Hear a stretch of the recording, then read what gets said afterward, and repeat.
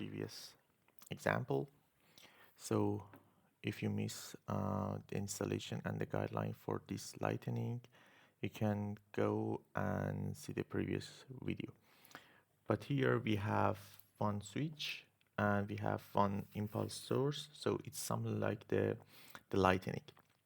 So if we make the simulation, run the simulation here, so this switch is closed at 0.2, and then we will have a high injecting of the current. For example, you can see it's around 6 kiloampere to phase A, and here this one will make a huge overvoltaging in other phases.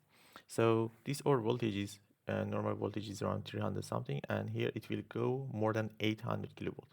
So it will make some issues regarding to the installation in the towers, in the substation, in power system. So 800 kilovolt cannot work in this system.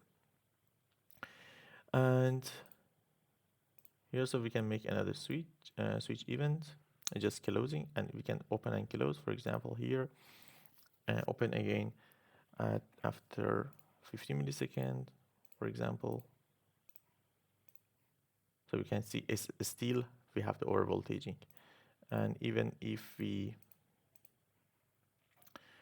make this opening even shorter, even for 1 millisecond, we can see that still we have overvoltaging. So the injection is only for even 1 millisecond, but you can see still in whole of the power system we will have some overvoltaging. So to remove this overvoltaging in power system, we have something we call it surge arrestor. So we can install the surge arrestor in the bus bar, and the surge arrestor is one nonlinear resistor. So the thing is happen during normal operation, the resistance of this one is very high, so it cannot make any issues. And during the lightning, the resistance will go very low, and then whole of the current will go through this one to the ground.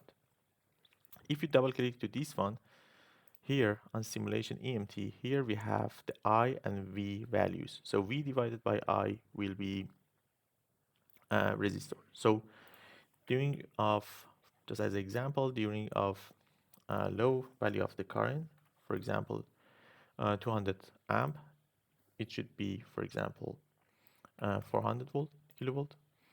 And if we keep this one more or less same, for example, 410, 420, then when we exit the current like this, for example, then the value of the resistance will change. So here we have the resistance of around 2 kilo ohm.